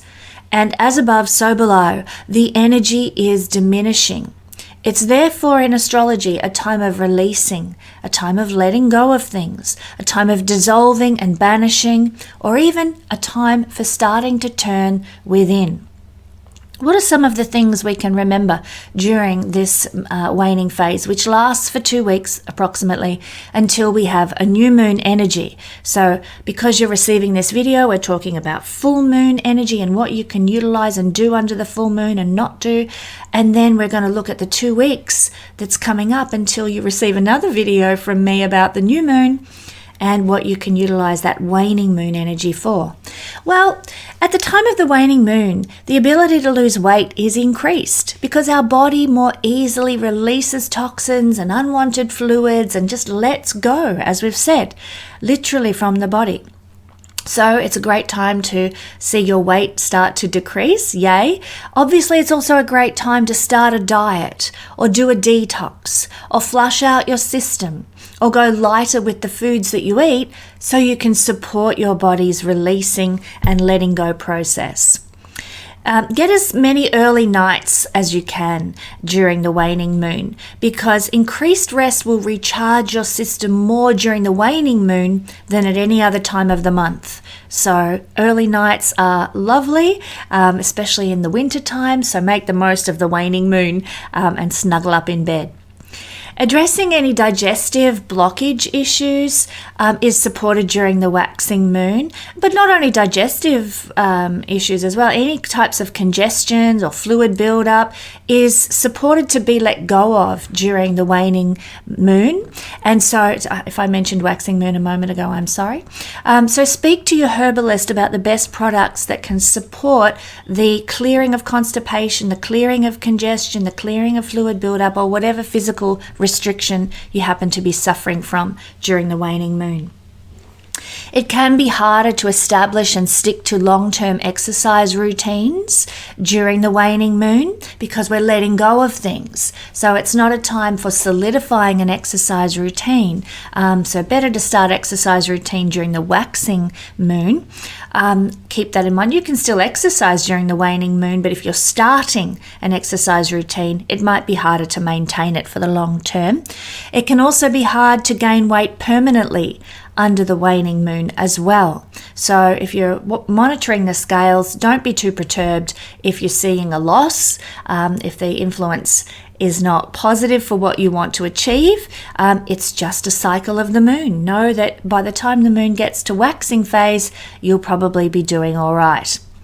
Now, for those who like to do so, this is a wonderful energy for tanning because you tan in less time and you stay tanned for longer under the waning moon. A waning moon is also a good time to start an anti-cellulite program. Things like skin brushing are really good because obviously we're trying to release and let go of what we don't want, and anti-cellulite programs have that purpose. This is also the best time for removing and banishing unwanted hair.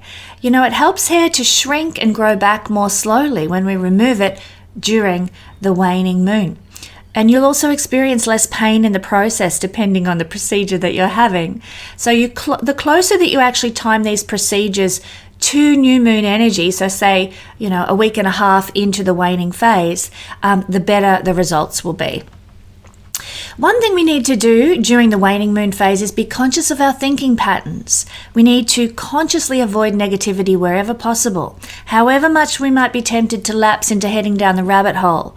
So instead, put in front of you, mentally consume, all that is lovely and pure and beautiful and uplifting to your soul. Raise your vibration and keep your thinking patterns high during the waning moon, because it can be very tempting to go in the other direction. We tend also to want to decrease our social activity during the waning moon. So it's not a good time to host a party unless the party is going to be fairly intimate and low-key and chilled and relaxed. So big events under a waning moon, yes, people have them, but really attendees, and probably yourself as well during that time, prefer things to be a little bit more low-key and less intense. So fully into the waning moon energy, once you've left the full moon behind, this is the right time to end any relationships that have run their course, that you've been thinking about ending. Don't do it at the full moon. Do it as the moon wanes in its energy and grows smaller. Remember, it's a time for releasing and letting go and banishing what is no longer useful in your life. You can also expel any negative emotions and let them go at this time by doing any kinds of therapy, kinds of deep psychological introspection. You could write in a journal. You could talk things out with a supportive friend. Anything that gets the negative emotions out of the body is worth pursuing during the waning moon. It's not a good time to join a dating agency or jump on a dating app under a waning moon. Instead, use this time to treasure the friends and acquaintances you already have. They mightn't be romantic ones, but there is a good time to join a dating agency or app, and this is not it, not during a waning moon. It's more likely that you will just be constantly disappointed and heartbroken because it's a banishing energy, not an attracting energy. Use the waxing moon for that sort of thing, or even the full moon, I might add too. Don't take any risks in relationships under a waning moon energy. Wait a while before taking anyone into your confidence. So I'm talking about all sorts of relationships, friendships, family relationships, and so on. Don't take a risk. It's not the time really to sort of do something out of the box with relationships, to say something that is detrimental perhaps, or critical. Wait a while. Wait until the waxing moon. And don't risk asking anyone out on a date during the waning moon unless you know them very well already. So, going up to someone randomly at a bar during the waning moon, not the best, because it's unlikely to last, and also the energy is going to be dissipating in that relationship that you establish during a waning moon. This is a good time in the home for a deep spring clean. As you can tell, banishing is supported, so removing unwanted items from the house and the garden. This includes stripping paint off the wall, or getting rid of old wallpaper, or lifting old carpet. So renovating is supported under the waning moon. It's also a good time to purchase any storage items you might need for your home. Because it's a good energy for decluttering, and so putting what you do want to keep into their forever home, so to speak. But do not purchase any large items of furniture or appliances under the waning energy, because again, that letting go, releasing energy might mean that you have problems with the furniture or problems with the appliances. Better to purchase those sorts of things under a new moon. It's not a good time to put your house on the market during the waning moon. You want the interest in your home to flourish and grow, so waxing moon is better than waning moon for putting your house on the market. It's a good time, though, to harvest produce that you want to store or dry out. So yes, go pick those apricots that you're going to dry and preserve. Anything that requires drying, anything that requires preserving, the waning moon is perfect for that. So during this time of banishing, as we've said, remove weeds, mow the lawn, prune plants, cut back hedges, thin out seedlings, and clean out your tool sheds as well. The water uptake for a plant is reduced during the waning moon. They go into hibernation mode, plants. So we need to be careful of overwatering our garden now and letting plants sit in a puddle of water. They're not going to drink it up as quickly. So we water our garden less. It's also best not to take on any large garden projects. Small repairs are great, but anything large scale, better to wait for a more dynamic energy to build that rotunda in your garden. Negotiate more time for work projects at work if you feel you require it. Don't push the envelope, so to speak, trying to burn the candle at both ends to get a job done. If you need more time, ask for it under the waning moon. It's also a good time to review your finances and look for any area in which you might be being wasteful so you can cut down on your general expenditure and refine things. It's a good time for using what you already have in your pantry, in your clothes cupboard, in your home, rather than buying more stuff. So that's a financial approach to a waning moon. It's also a good time to organise a better insurance policy or a better insurance deal or a pension plan under the waning moon. Don't make any substantial changes to your CV at the time of the waning moon because you might forget or miss or let go of really important things that need to be there in order to captivate a potential employer. Now, if you have found a job that is more to your liking, a waning moon is a good time to leave an old job, but do so in the beginning of the waning moon phase so you can allow yourself a week's break, rest, and downtime before beginning a new job under the new moon. So if you can orchestrate that, that's how you can do it to the best of your advantage. Also, don't make any large purchases connected to your job or career under the waning moon. You may not be in the best frame of mind to make good decisions for that sort of thing, so hold off until a waxing moon arrives. And finally, for family-oriented people, encourage your children to go to bed early during the waning of the moon because they're less likely they're going to have less energy during this particular phase than they have had over the month, and so you can get them to have more rest, and also you too, if you feel that you need it. Let's look now at what it means to have the full moon in a conjunction to the natal planets in your chart. So check your chart and see if you have any planets at the particular degree of this full moon. When you have a full moon in a conjunction with the natal sun, well, that means that you're actually halfway through your year and you've got another 6 months to go before you're back at your birthday. And with a positive aspect to the sun, when we have a full moon, so a conjunction or a trine to the full moon by one of your natal planets to the exact degree, I'd only allow about maybe a 2-degree orb here. So trine, sextile, even conjunction, positive aspect to the sun. You might be in the process of finishing a project that you've been working on for a long time. Now, yes, full moons are about ending, so some part of your life could end, but usually it's something that you need and want to let go of, that you want to end. And it's a good time for getting things finished. So anything that has some loose ends that need tying up now, anything that you've been sort of procrastinating about and you need to get finished, you can put that energy there now and accomplish whatever it is and wind it up and finish it up. Now, a difficult aspect, a square or an opposition by your sun rather, to this particular full moon. And you might feel pulled in many directions, so busy, so, crazy with things that you're juggling that you feel like you're not getting anywhere. You know what it's like when you're giving yourself in so many places, nothing gets 100%, nothing gets 100% of your attention or your capabilities, and you only feel like you're doing things half-assed. And that is the energy of a full moon when it's with in a hard aspect to your natal sun. There could also be problems with men, because the sun rules men. It can rule father figures, it can rule kingly figures in your life, charismatic figures in your life, and there could be problems with such male figures of that nature. You could also feel a bit overwhelmed, you could lack energy, and your health might be low. So what about your sun?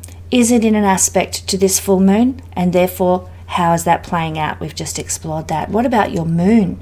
What about if you have your natal moon in a positive aspect? You can see conjunction, only a 2-degree orb, as we've said, or could be a trine or a sextile. Well, the moon rules emotions, and we know full moons are highly emotional. So a positive aspect on the full moon could make you more emotional than normal, but it doesn't really mean, bad, like crying your eyes out or anything like that. It might mean, if you've got a positive aspect, that you're highly emotionally charged in a positive way, really joyful, really excited, really enthusiastic, more so than usual. You could be more sensitive to others at this time as well, more in touch with your feelings and understanding why you're feeling the way you are. You might not see other people in a negative light. You want to understand them better. So it's kind of glass half full approach to how other people are making you feel. A bit like the Melanie Wilkes character in Gone with the Wind, who was always seeing the good in people no matter how dark they actually were. And this is the energy of a positive aspect to the full moon by your natal moon. Now, if you have your natal moon in a hard aspect, opposition or square, then you might be highly emotional in a more negative way, like crying, feeling stressed, feeling overwhelmed emotionally in some way. And emotions can be all over the place and out of control.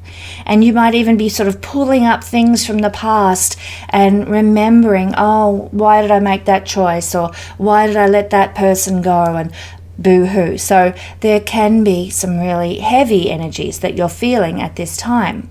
Of course, you need to recognize this, and the more that we can understand what's going on, the more that we can be kind to ourselves and compassionate to ourselves when we're going through such difficult experiences, when the natal moon is making a hard aspect to the full moon, or rather the full moon making a hard aspect to our natal moon. What about when we have a full moon in an aspect to our natal Mercury placement? Well, Mercury rules the mind, and as we know, full moons are about completion. So, of course, this is, if in a positive aspect, can mean that something you're studying could be concluding now, something you're researching might be wrapping up now. You might find the answers to something that you're looking for in a logical sense, and it really is helpful for you. Any mentally stimulating projects could be finished now. You could also be more drawn to more serious or spiritual topics, and you can even find that your mind is more led by your emotions, so how you feel directs your thinking. Now, with a hard aspect, an opposition or a square to your natal Mercury, your thinking mightn't be clear and your thoughts might be overwhelmed by your emotions. So it's a difficult time in that case to take a test or do any sort of project that requires communication in front of other people or clear thinking. So if you can schedule those things at a time when this full moon is not aspecting your natal Mercury, you'll do so much better. Also, if you're predisposed to headaches, this can be a triggering factor, a full moon in a hard aspect to your natal Mercury. Now, with the sun, with the moon, with Mercury and all the planets, when they're in aspect to the full moon, you also need to check on the houses that are ruled by that planet. In this case, we're talking about Mercury, because those houses and what those houses are all about will also be impacted by the culminating, finishing up, winding up energy of the full moon in aspect to a certain house's ruler. So I do apologize for not mentioning that with the sun and the moon. Now, as we move on, let's have a look at a full moon in an aspect to the natal Venus. And with a positive aspect to the natal Venus, it means your creativity can really be heightened. And this really allows yourself to creatively express who you are and how you feel and your emotions. So you might be expressing through art or song or dance or writing a piece of music or a poem or something like that. Now, if you're single and you have a full moon in a positive aspect, conjunction, trine, or to a lesser degree a sextile in this case, if you're single and you meet somebody new, there can be a sense of fatedness and attraction. As I said, sextile is less powerful than the other two, the conjunction or the trine. If you're attached to somebody, if you're in a relationship, your feelings for your significant other can really grow now. They can flourish, they can be enhanced, and you can feel that beautiful upwelling of love for the person that you're with. It's a lovely, lovely energy. And it can give you a feeling of falling in love all over again, which is so precious when that occurs. Now, with a hard aspect to your natal Venus, opposition or a square by the full moon, then a relationship can sometimes come to an end. A full moon is a culminating energy after all. It's a finishing up energy. So you might end a relationship, or a relationship might hit some difficult hurdles. You can hit a creative block. You just can't get that inspiration you need to write the last chapter of your book or to finish that painting. And you can be a little overindulgent, too much sugar, too much alcohol, taking things a little too far with luxuries and indulgences. It's not the best time, if you've got a hard aspect to your natal Venus, to make decisions regarding relationships or to make decisions regarding money. Also, don't forget to check the houses that Venus rules, Taurus and Libra, because they are going to also come under the influence of this full moon culminating energy, because there's an aspect made to the ruler of those houses. Now, if you have a full moon in an aspect to your natal Mars placement, well, any aspect to natal Mars can impact your energy levels in some way. Now, obviously, a positive aspect, conjunction, trine, sextile, could show that you need to be more active. You've got more energy. You're feeling really head up, and you need to put it into something useful. Maybe you run a marathon, or maybe you just get up earlier and start doing some housework or something. You're starting to be more physical, and you need to let that out in some way. So that's a positive aspect that you can use with a full moon to natal Mars. But a difficult aspect could actually show too much energy, like a over the top, where you're just buzzing and you can't sleep at night because you're just, so on fire, so to speak. Or you might have the polaric opposite and too little energy. You just can't get out of bed. Your legs feel like lead. You might be more accident prone. So watch your step with an aspect to Mars. It doesn't matter, either one, positive, negative. We do need to be careful. Don't play with knives or matches, especially true with the hard aspect. This is Mars rules knives and matches. If you've got a hard aspect from the full moon, they could cause trouble now. Also, hard aspect can indicate that you need to watch your arguments with people, because every little thing will set you off. Everything, they might just cut you off in traffic and you lose it and you're furious for the rest of the day. There is a over-emotionalization of the angry energy of Mars in a hard aspect here. In a positive aspect, the emotionalization of the full moon can energize your passion, energize your desire, nature. And this is most likely seen when we have that positive aspect to natal Mars.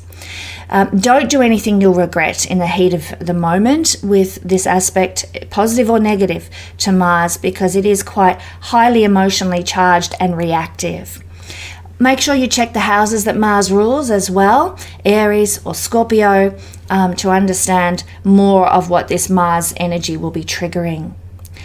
What about if you have a full moon in a conjunction, in a trine or a sextile with natal Jupiter? Well, a positive aspect like these to your natal Jupiter can make you very optimistic, very indulgent. Just be careful of not taking it too far, even with the positive aspects. That can be the case.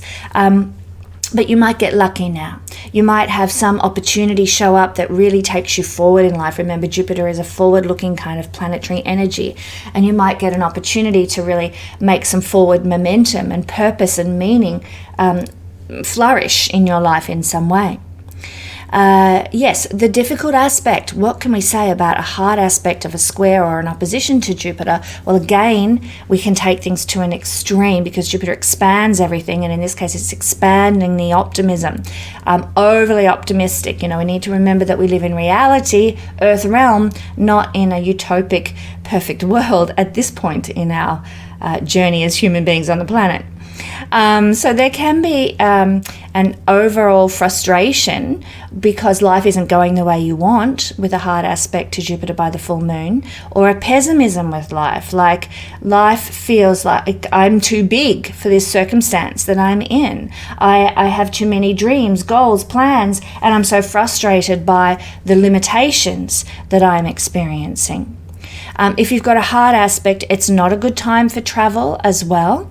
You might even get into some sort of dogmatic disagreement with somebody about your beliefs as well with a hard aspect. But the positive aspects from the full moon to Jupiter can mean it's a great time for you to travel.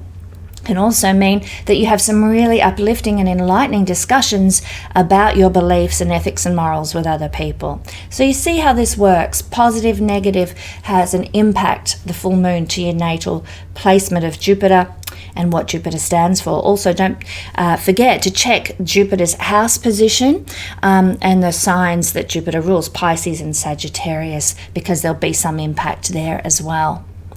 Now, if you have a full moon in a positive aspect to your natal Saturn, that means it can mean a conjunction, although a conjunction with Saturn can go either way, positive or negative. So keep that in mind for this one. But a trine or a sextile, well, it could mean that you're finishing something that has been a responsibility for you. You know, maybe you've had a project at work that's been your baby and it's now coming to an end. Any really large projects that you've been spearheading might be concluding now. Maybe it's a portion of a project that's coming to a culmination, such as a consultation period for a project that you had to have some community engagement on might be coming to an end. Also, with a positive aspect to Saturn, you might be feeling very cautious and making some very well thought out, thorough decisions that you have really analysed and weighed up in the extreme. And now you've made a choice and you can, you've been cautious and you can move forward. Difficult aspects to a full moon and the natal Saturn, that means an opposition. It can also mean a conjunction, and it can also mean a square.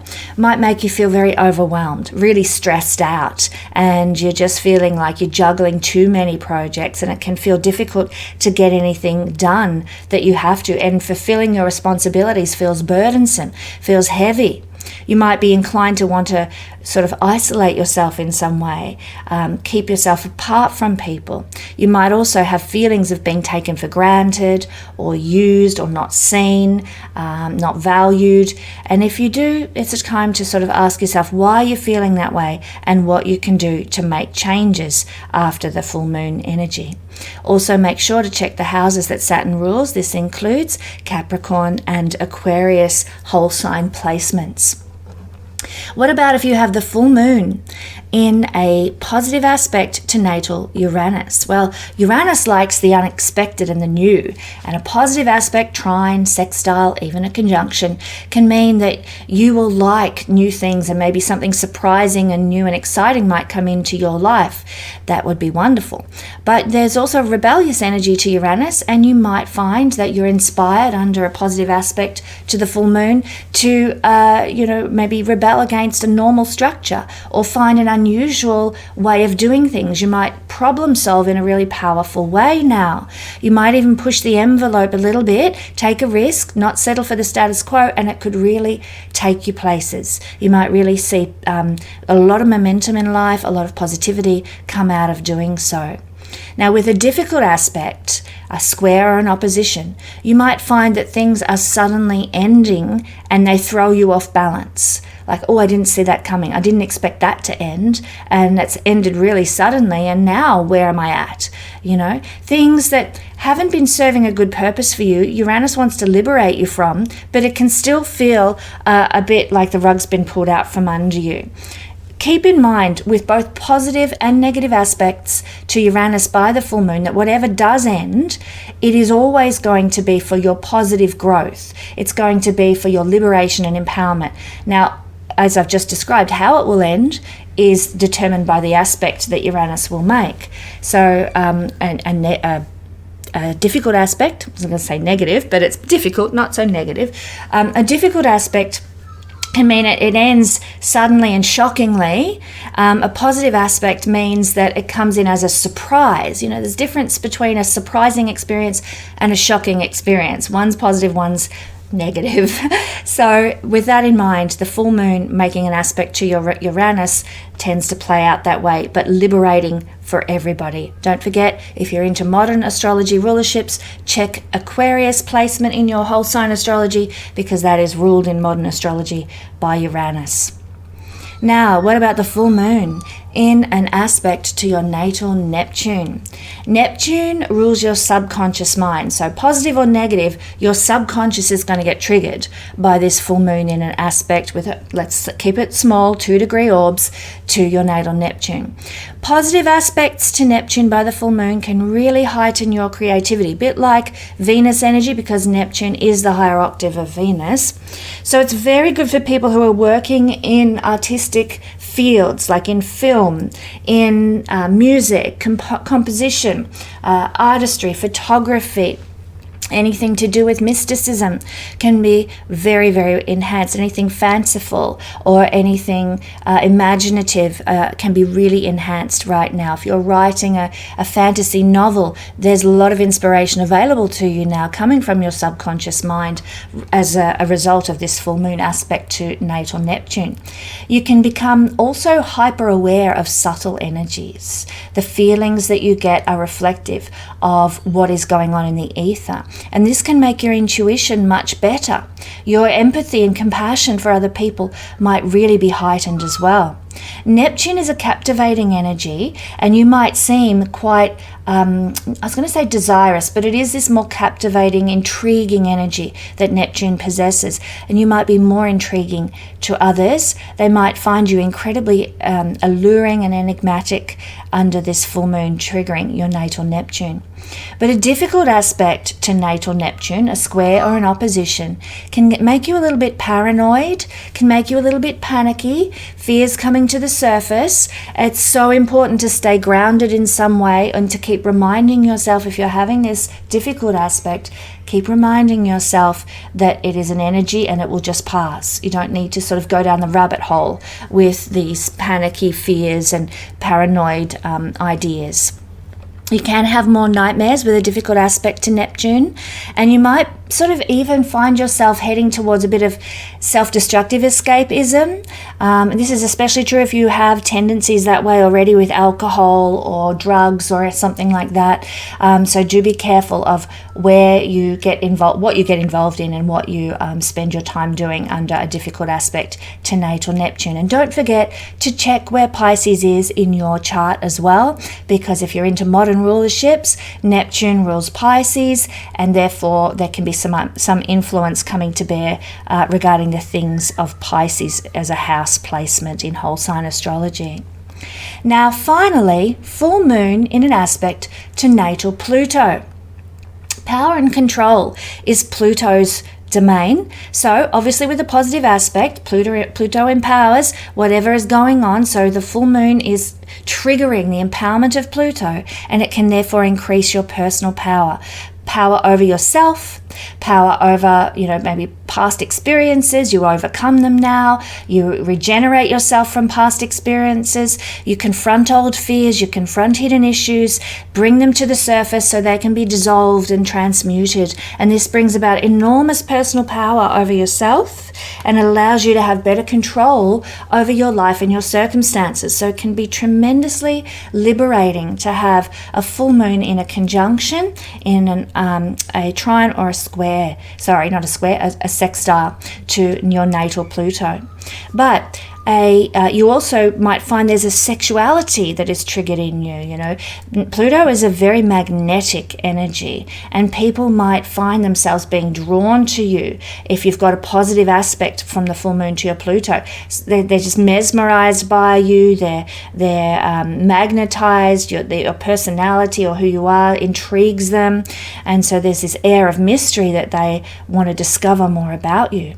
But remember, Pluto is a polarizing energy, so a difficult aspect from the full moon to your natal Pluto can show the opposite. People are revulsed. You know, you have no control over this. You are just being who you're wired to be. And under this full moon hard aspect, Pluto natal energy, that you might find people are just like, oh, I'm done with you, or I don't want to have anything to do with you, or I'm pulling away from you. So don't take it personally if that happens. Realize it's just an energy and it's not actually reflective of your quality as a human being. Now, a difficult aspect can also show that you may have a bit of a mental breakdown if you haven't been working on therapy and healing and going through your traumas. And everybody has little hang-ups and self-sabotaging behaviors and issues, some more than others.